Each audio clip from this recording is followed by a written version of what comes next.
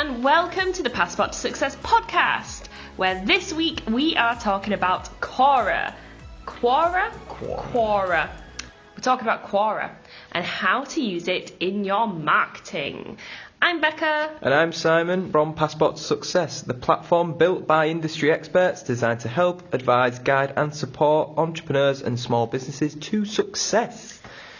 So we are choosing to focus more on a particular subject in this week's podcast. We're going to really talk in depth about just one thing. Mm-hmm. So hopefully you will be able to take away something tangible that you can use in your marketing so that you can add a new string to your marketing strategy bow, or try something new, try something that works so you can get better results. Yeah, it's an interesting platform, Quora, and it's definitely worth looking into if you're looking for another, like you said, string to add to your bow, arrow to your quiver, that sort of like sitch. It's like a social media, but for questions. Yeah, isn't it? It is, yeah, it is actually, it really is.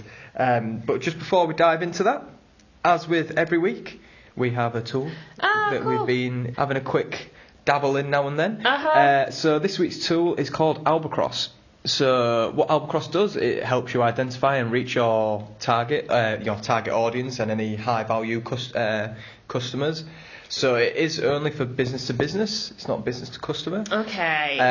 So it helps with basically business to business lead generation, and it tells you who's visiting your site and how to reach them. Oh, cool. So it finds out which companies or potential customers are visiting your website and how you can properly approach them, so you can like work a way how to close the deal with them. You can gain sales intelligence on which pages your visitors are most interested in to ensure that you actually optimize and engage with those who are going to that page. Mm-hmm. So it is actually a really good way of finding out what actually on your website is attracting the most attention and how you can then use this to your advantage to actually gain more sales.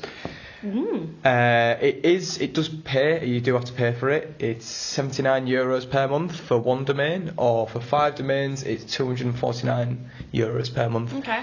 There is a 14-day free trial, which again, as with everything, free trial. It's always worth giving it a go, seeing how it works for 14 days, see if you can see any differences within the 14 days. Yeah, I mean, if you're not B2B, then there's no point. No. If you are, it's definitely worth having a look at and seeing if you can, because it might help you just reach out to the customers that you're not quite converting, and it might really help you bring in that extra work and the extra revenue that your business needs to like kickstart and go further. So it's definitely worth giving the free trial a go and seeing how it works out for you. Let's delve into Quora. So you may not have heard of it before, you may not have used it, you may have heard of it but not know how to use it. Yeah. It's a good one to do and use, especially if you are wanting to position yourself as an expert in your field, in your industry. I read an article the other day saying how Quora is becoming more and more popular amongst business owners. Yeah. So again, it's just a huge.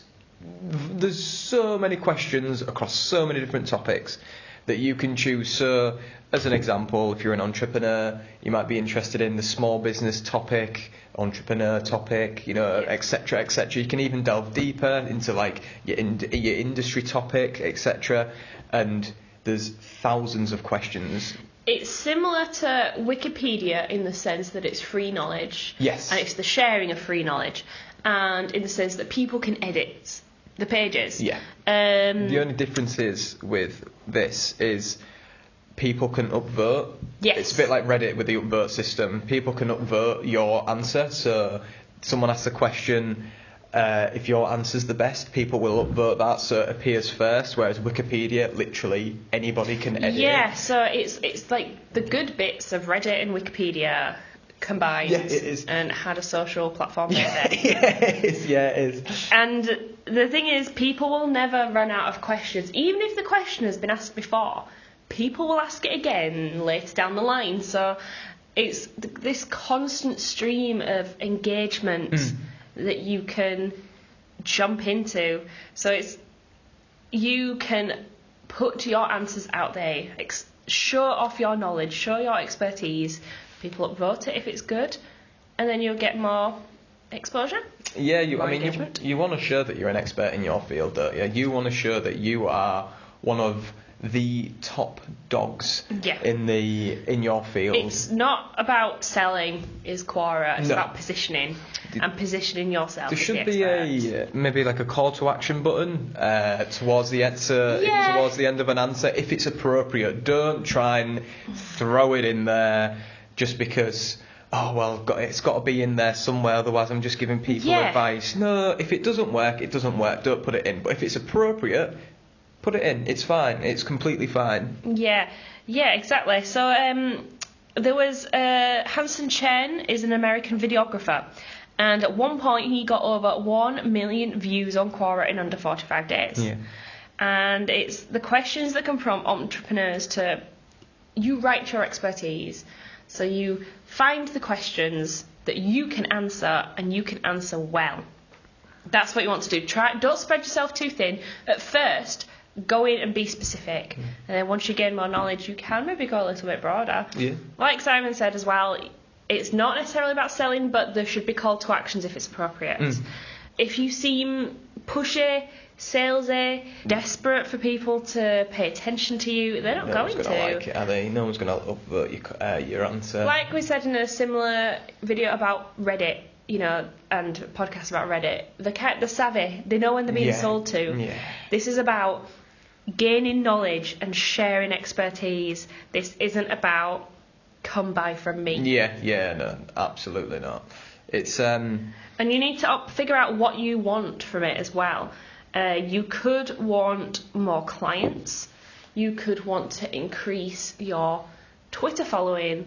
You could want to just better position yourself. Yeah, you might want to just increase your exposure. And you need to think about that. So that's what you need to have in your strategy and decide what you're going to spend the time on. Yeah. If you just want people to notice you, answer as many questions as possible. Exactly. If you want to increase your Twitter following, focus on questions about Twitter.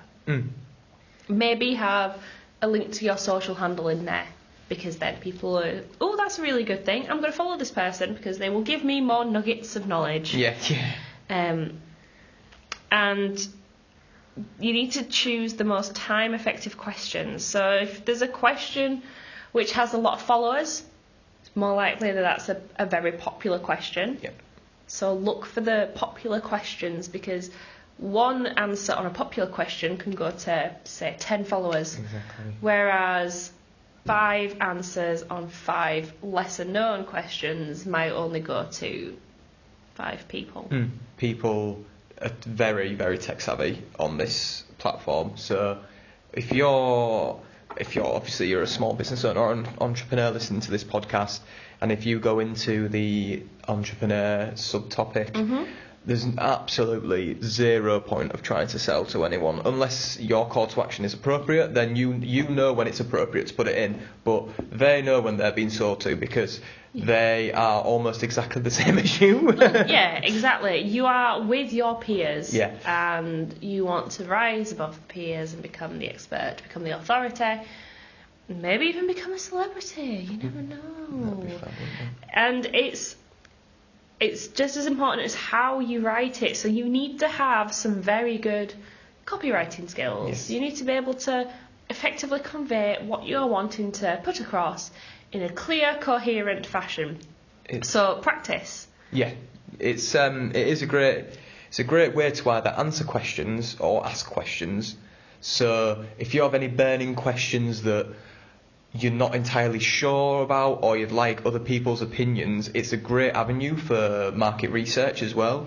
So you can get at first hand what other people's opinions are on any of the questions that you have, because other people may have been in that position, and the spectrum is from complete beginners, people who maybe aren't even in business yet or are thinking to be in business, to people who are CEOs or founders of huge companies. And there's a very wide spectrum of entrepreneurs, business owners, just general people on there who will be happy to answer questions and happy to ask questions and give their opinion on what they think is best for your business, which then you can implement into your market research. Yeah, exactly. And also, if you don't ask, then you're not going to know. So if you've made a mistake in the past, or if you're wondering how to overcome a particularly difficult challenge, it's a really good place to go, because people will also have been there and done that, so they can give you the tips to help overcome that challenge that you're facing, or that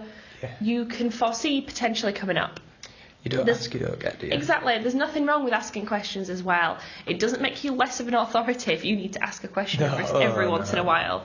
Everyone needs to ask questions. It's funny how people get sort of this negative attitude towards asking questions. It's very sort of some people think, oh, well, if I ask questions, it's a sign of weakness. Yes, or they think I'm stupid. Yeah, but you don't get anywhere without asking questions. If you don't ask questions, then you're not going to improve.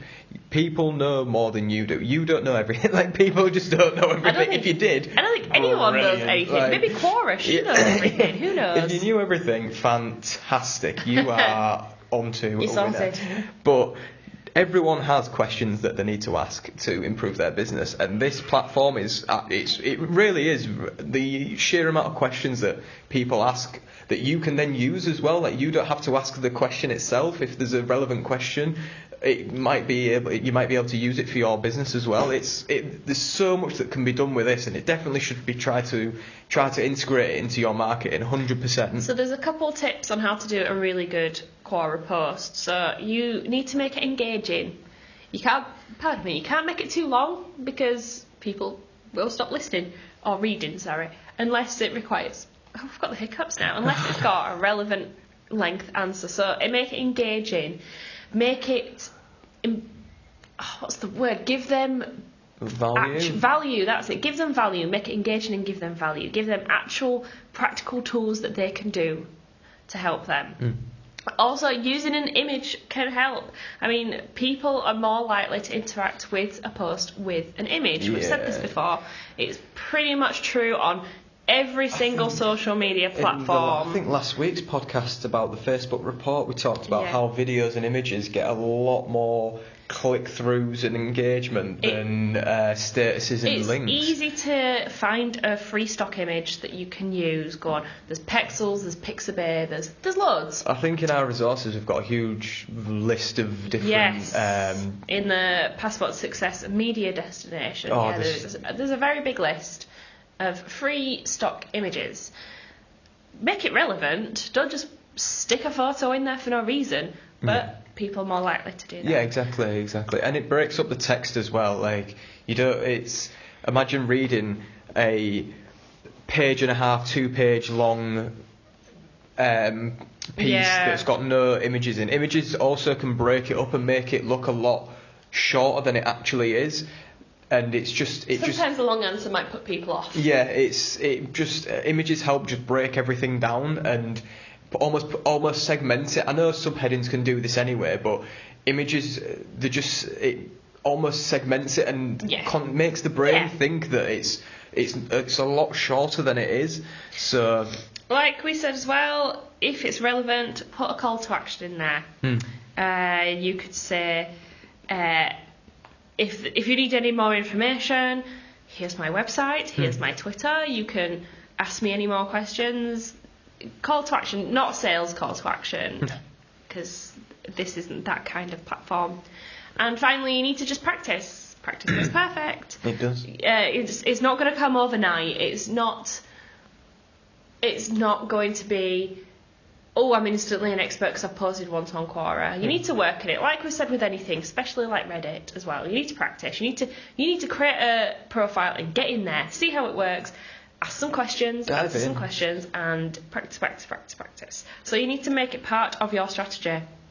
Allocate time to it. Don't see it as just messing around on the internet. Yeah, no. Set yourself an allocated time. It's like, right, this half an hour is my Quora marketing time. So thank you for listening to the Passport Success podcast. We hope that has given you some nuggets of information when it comes to using Quora as a marketing tool.